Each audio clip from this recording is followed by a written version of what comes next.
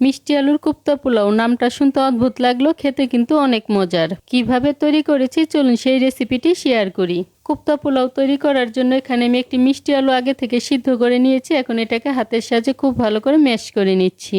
Mash করে নেওয়া হয়ে গিয়েছে। এখন এর সাথে দিয়ে দিচ্ছি 3 টেবিল চামচ ছানা, একটা কাঁচামরিচ কুচি, স্বাদ মতো লবণ, সামান্য পরিমাণ ভাজা জিরে গুঁড়ো, হলুদের গুঁড়ো, লাল মরিচের গুঁড়ো আর 2 টেবিল চামচ চালের গুঁড়ো দিয়ে সবকিছু ভালো করে মেখে নিচ্ছি। মেখে নেওয়া হয়ে গিয়েছে। এবার এর থেকে সামান্য পরিমাণ মিশ্রণ দিয়ে ছোট ছোট বলের মতো বানিয়ে নিচ্ছি। বলগুলোকে ভাজার জন্য প্যানে পরিমাণ মতো তেল দিয়ে তেলটাকে গরম করে নিচ্ছি। তেলটা গরম হয়ে যাওয়ার পর তৈরি করে রাখা আলুর কোপ্তাগুলো এর মধ্যে দিয়ে দিচ্ছি।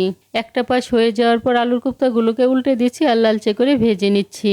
ভেজে নেওয়া হয়ে গিয়েছে। এবার তেল থেকে তুলে নিচ্ছি। এখন পোলাও তৈরি করে নিব। তার জন্য দিয়ে দিচ্ছি এলাচ, দারুচিনি, তেজপাতা আর লবঙ্গ। তারপর আগে থেকে ধুয়ে রাখা 1 কাপ পোলাওর চাল এর মধ্যে দিয়ে চালগুলোকে ভালো করে ভেজে নিচ্ছি। চালগুলো কিছুক্ষণ ভেজে নেওয়ার পর এবার এর মধ্যে 1 চা চামচ আদা বাটা দিয়ে দিচ্ছি। চালগুলো ভালো মতো ভেজে নেওয়া হয়ে গিয়েছে। এবার চালের দ্বিগুণ পরিমাণ গরম জল দিয়ে দিচ্ছি। তারপর দিয়ে দিচ্ছি স্বাদ মতো লবণ আর 2 টেবিল চামচ পাউডার মিল্ক দিয়ে ভালো করে মিশিয়ে নিচ্ছি। এখন ঢাকনা দিয়ে মিডিয়াম আঁচে 10 মিনিটের জন্য রান্না করে নিব। 10 মিনিট ঢাকনা দিয়ে রান্না করে নেওয়ার পর এখন পোলাওটাকে তুলে আবারও ভালো করে মিশিয়ে নিচ্ছি।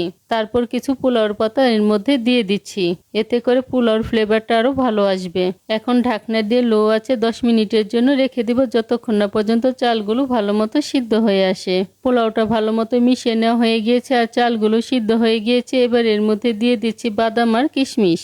এখন হালকা হাতে আবারও মিশিয়ে নিচ্ছি। তারপর ভেজে রাখা কোপ্তাগুলো উপর থেকে ছড়িয়ে দিচ্ছি। সবশেষে 1 টেবিল চামচ ঘি দিয়ে 10 মিনিট দমে রেখে দিব। 10 মিনিট দমে রেখে দেওয়ার পর পোলাওটাকে আমি পরিবেশন করে নিয়েছি।